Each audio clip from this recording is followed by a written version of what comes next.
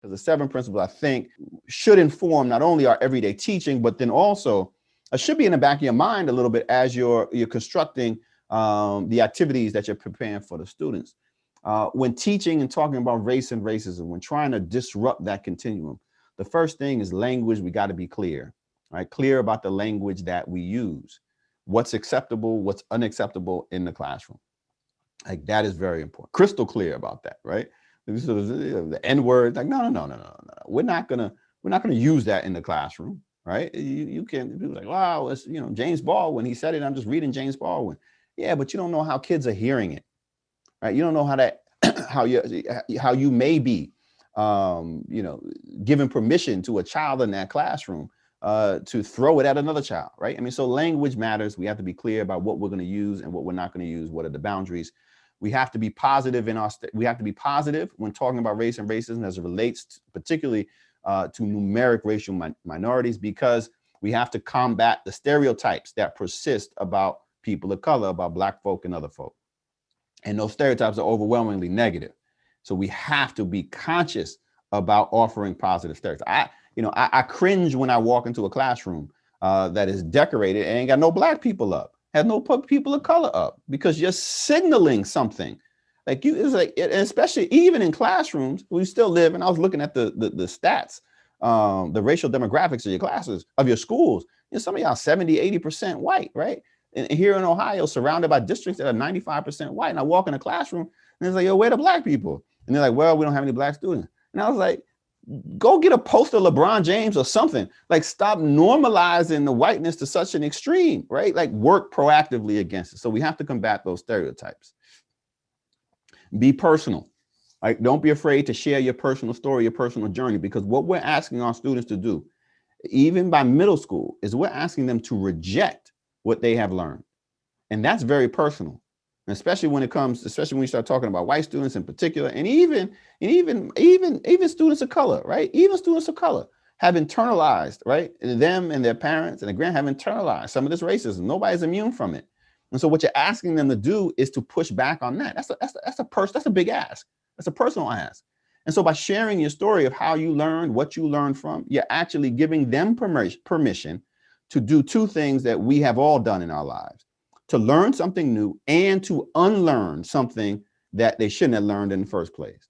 And if you acknowledge that you've done that, then you give them permission to do the same. Lastly, be open. Ask your students, where are they on the subject? What do they know? That's basic civil rights organizing, right? Start where the people are, start where your students are, build on that foundation. And that could be a little scary, right? To ask students, well, what do you know? What do you don't know? I mean, the thought of that scares me all the time, because you never know what you have to figure it out, right? In each class and each generation is going to be a little bit different. The students who are coming up the pipeline, who are coming up watching, who are being politicized, socialized in the era of Donald Trump, as well as in the era of Black Lives Matter, are going to be in a different place 4 or 5 years than the students we have right now. So we have to ask these questions to see where they are. Be specific. This is the personal and the structural, right? Talk about what it is that we're dealing with when it comes to obstacles that deny people opportunity. Be intentional, plan ahead, right? Scaffold within our classrooms, but then also as much as possible within your schools and ideally within the school districts, right? Like, what's being taught in the elementary schools that I can build on in middle school, that I can then pass the baton on to the high schools and then eventually to college, right? Thinking about this not as something that happens in a moment in a class, but something that happens over the course of the time that you have them with you in the classroom, but really over their educational journey. And then being proactive, engaging community. And this is really about parents too, right? Like, a lot of times people like, wow, I'm getting this pushback from parents. Like, yeah, you will. Look at the, you got 75 million voted for Donald Trump after 4 years of knowing what Donald Trump was about. Right? So you're going to feel the pushback, right, from certain communities. You're also going to feel some pushback from some Black folk too, and some people of color who are like, all my life you want to teach slavery now, and it's like, y'all done such a poor job. I don't trust you to teach it right. I don't trust you not to harm my child in teaching this. And so it's critical, even on the negative or the positive, where you might think you might find pushback or even allies, to engage community, engage parents ahead of time, reaching out to them. This is what we're doing, and this is why we're doing it. Right. And this is how we're going to do it. And you are welcome to be a part of the journey, but you can't. But this is the journey that we're taking. And ideally, you get support from your administrators and your building folk and the like. But sometimes you have to go without that support, right? But it's helpful to bring the parents in, because you will find some. It's dependent upon how many, but you will find some who are supportive of what you're doing. And they can run interference for you for other parents, right? If those parents begin to act up. And I said 7 principles, but there's really a last principle.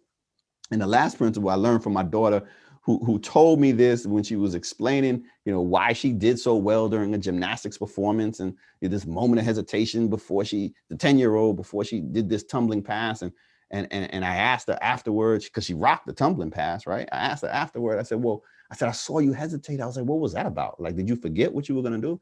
And she said, no. She said, I knew I was doing really good. But I said, if I wanted to get my best score, that I had to be bold in this pass. And that's what we have to do. We have to be bold, right? Now is the time for being bold in how we think and how we teach, what we come up with. And this is what our students are demanding of us, and they deserve of us. And so when you're thinking about and imagining the games and the activities that you are working on and constructing, don't be afraid to push. Don't be afraid to be bold, because that's what we need. That's what the times call for. And that is absolutely what our students deserve.